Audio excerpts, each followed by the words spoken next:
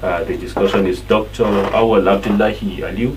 Dr. Awal Abdullahi Aliu is a security analyst. He is the Deputy National Coordinator, Retired Members of Nigerian Armed Forces, REMENA, Director General, Youth Reformation and Leadership Skills Development Foundation, National President, Northern Consensus Movement, a society activist, and a public affairs analyst. Doctor, good to have you on the program. Thank you very much, Mr. Joe. Good morning, Nigeria. All right, just quickly, we're looking at statements and directives by the president through the NSA just before his departure to London for routine medical checkup, where he ordered security chiefs to identify and be ruthless with bandits, kidnappers, and their sponsors, and bring them to their knees. Of course, lamentations where certain individuals or groups pool resources to frustrate the efforts of the central government in bringing about peace and unity. Also, the NSA quoting the president as decrying the situation where the nation's military has become reactionary rather than proactive, a development that would not augur well for the country. Well, thank you. It is usual, it is normal for the president and commander-in-chief of any nation, not just Nigeria, to ensure that the lives and property of the citizens is well protected, because that is what he saw an oath to protect and also defend. So if the President Muhammad Buhari is giving such instructions to the security chiefs, he's just doing a normal routine, he's just doing what he's supposed to do. He's not doing anything outside or anything extraordinary. For Nigerians, this is not new. For Nigerians, this is not new. That is what I'm saying, that it is. He's not doing anything extraordinary. He's not doing anything outside the box. He's just doing the normal routine, the normal thing that he needed to do. That was why he's elected president, and that's why he's the commander-in-chief of the armed forces. So he has to give directives to all the security chiefs. But be that as it may, if you look at the situation of Nigeria and then the recent calls for the change of service chiefs, and then the adherence of the president to change the service chiefs and appoint new service chiefs to man the security apparatus of Nigeria with a view of bringing to an end the insecurity challenges we are having in Nigeria. And then the way the new service chief started, first and foremost by going around trying to get the views and opinions of Nigerians on how best they think this can be achieved, and then secondly, they went round also to the restive areas, if you like, security-prone areas between Maiduguri, Borno, and other areas, Yobe, which is Zamfara, even Zamfara, Katsina, they were all there. They were in Kaduna here to find out on ground what really the problems are, and also to think further on how to solve the problem. All after that, you remember just about a week or 10 days ago, the Defense Headquarters organized National Defense and Security Summit, which was held in National Defense College in Abuja. And there also, it's the assemblance of every Nigerian that was interested to come and participate and also to contribute. Some were there physically, some were there visually to present their position and suggest a way out of that problem. All these are strategies and method the new service chiefs are adopting in order to include and involve Nigerians in the decision making of how to handle the insecurity and how to solve the problem of security challenges in Nigeria. So if that is anything to go by, then you would say that we are seeing more commitment, we are seeing more idea sharing method on how to solve these problems. They agree that they alone cannot solve the problem. They agree that it is not just about what they think or how they think it should be done, but it's about involving Nigerians to tell them what they think and how they think these security challenges can be solved. Most especially, like we've always suggested, listen to the people that are involved directly. Listen to the people that are having the problem. They will tell you how to solve the problem. This, I guess, is what they are doing now. If you also recall, during the Kaduna Bosch Summit, which didn't really held because of the organization was not as it's supposed to be. I guess the national, or rather held, but the NSA saying there are certain group that needed to be there. That is why I call it. He will reconvene such meeting. That is why I call it botched, because Nothing was discussed there. What you call security meetings like that, it is not about you talking to the people, it is about the people talking to you. You are the one calling and say, okay, everybody knows that there's a problem. Okay, let's discuss how to solve this problem. And then the people will begin to tell you how they think the problems will be solved. Nobody make any contribution from the audience. It is only they at the top there that were saying what they're saying. And that was what he realized, that the people that needed to be part and parcel of that meeting, the people that needed to be involved to make contributions, are not really on ground to contribute. So that was why he has to he made that statement of say, okay, it cannot hold now, we will redo it another time. But all the same, like I said, don't forget it was done at National Defense College, even though that was organized by the Defense Headquarters, not by the Office of the National Security Advisor. So we still believe and are waiting for that initiative of the NSA to go around the 6 geopolitical zones and discuss security problems and possible solutions on how to solve it. So landing on the issue of the president giving directives that he needed the security agencies to fish out the sponsors, the perpetrators, and whoever that has a hand in banditry, kidnapping, and the insurgency. I think he has not done that in the past. He has given instruction to the former service chiefs on ensuring that they clamp down on all security challenges. But being specific about the people or what he wants them to do, he has not been so specific as he has before lately, because he has mentioned the areas that he's expecting them to work on and report back to him result on. And that was why he mentioned those areas. Okay. So I think it's in order. All right. The restructuring, all in a bid to address challenges facing the country.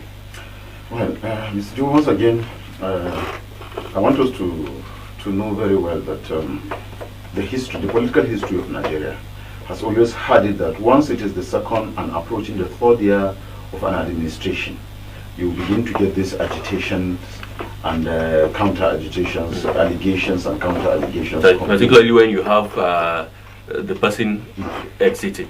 That is what I said. Once it is, even if the person is not exiting, Mr. Joe, it has always been, once it is the second and approaching the third year of election of an administration, believe me, those that are interested in occupying such offices come up with a lot of strategies, plans and strategies on how to unseat the person that is on the seat, and so that they can get themselves there, either at the local, state, or at the national level. It has always been like that. I don't know for how long. In fact, it will continue to be like that. That is the world politics. We borrowed from the United States of America. It is the same thing. When Donald Trump is about leaving, and then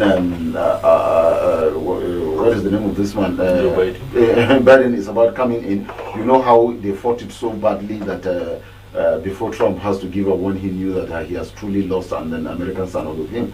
So it is the same process in Nigeria, where on the presidential system. So once it is the third, getting to the third year of an administration, and you find this kind of agitations, like I said, complaints, allegations, and counter-allegations. So it is not a new thing. It is also nothing to be scared of. As far as I'm concerned, there's nothing to be afraid of. There's nothing to be scared of. It has happened in the past. It will happen now. It will happen in the future, and we'll cross distance without any stress. But don't you think that there are key issues that should be addressed before? Yeah, of course there are key issues that should be addressed. Naturally, security is very, very paramount, because if the country is not secured, there's nothing you can do. Even those that are agitating for either the secession itself or the allegations and counter-allegations about exceeding or moving power from zone to zone, or from tribe to tribe, or even from religion to religion, it is only when the country is stable, that is when they will have the opportunity to do that. If the country is not stable, you can't do that. That is on that very one. Then coming back to the issue of, like I said, the issue of watching up for 2023, as the agitation has already started. Politicians are beginning to juxtapose and then strategize and re-strategize to get themselves in position.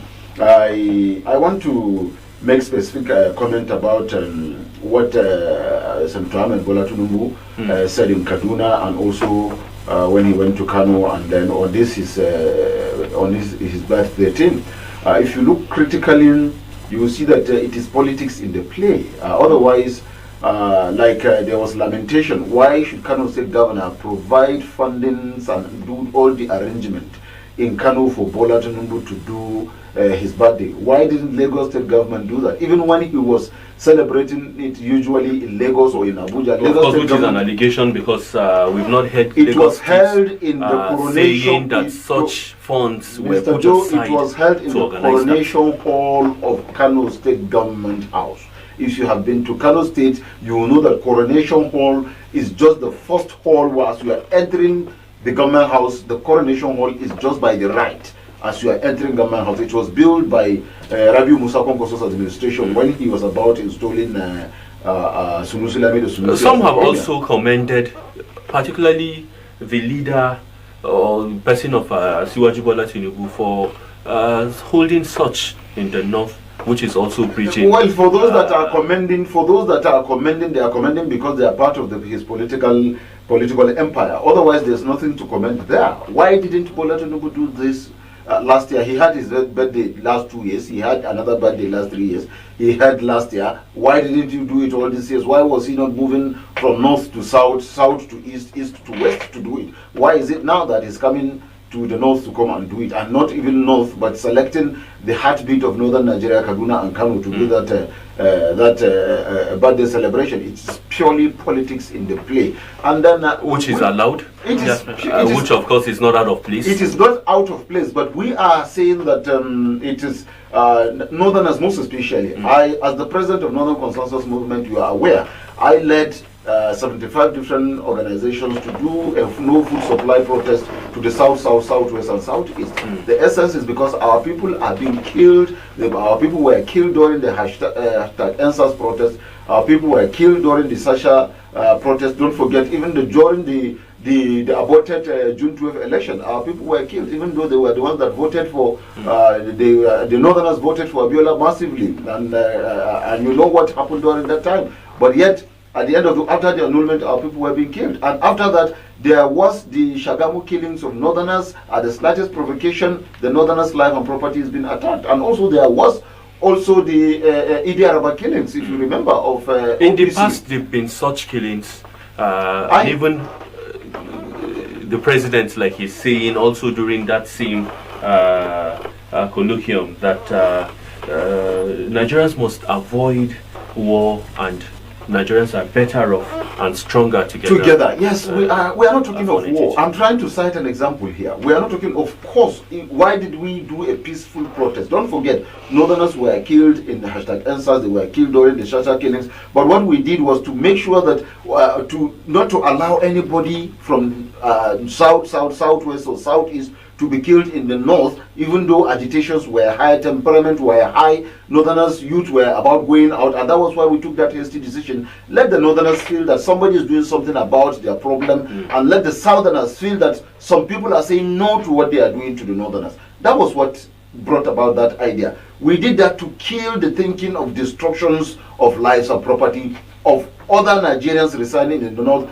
by the restive northern youth that were angry because their people are being killed. That was why we took that simple decision. It's a quick one to make sure that the country is peaceful, because we know if such things begin to happen in northern Nigeria, we know how devastating it can be. So we didn't want that to happen. That we did in the interest of national unity, because we believe in Nigeria, we believe in the unity of Nigeria, we believe in the continuity of Nigeria. That was why we did what we did. So if you talk about unity and peace, you can consider a symbol of unity and peace, because that was what we tried to express. That is what we tried to bring together. Only to tell the other part of Nigeria that please stop this, we are not happy about this, this is why we are doing what we are doing, so that next time it will not happen. That is on one hand. And on the other hand, Bola Tinubu is, or was in Lagos as at the time, okay, even if he's outside Nigeria, but the attack EndSARS happened in Lagos and a lot of Northerners were killed. The Sasha killings took place, a lot of Northerners were killed.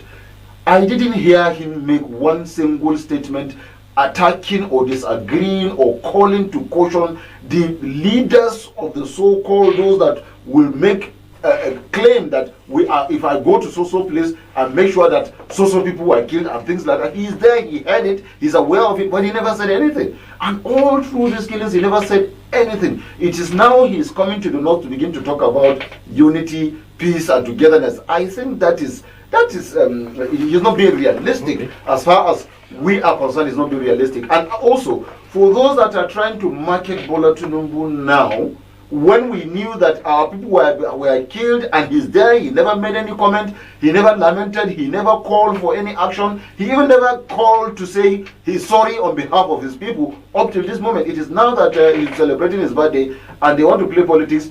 Some northerners, maybe the politicians, if you like, or those that belong to his political empire or whatever, are bringing him, thinking they will sell him to the north. We are saying that the north is not going to buy such things from anybody, and we in the north are wiser than we were before. Nobody, not a political leader, not even any leader, will impose anybody on us. The northerners will decide who become the next president as far as they are concerned. But there's when I say nothing wrong decide, in reaching out.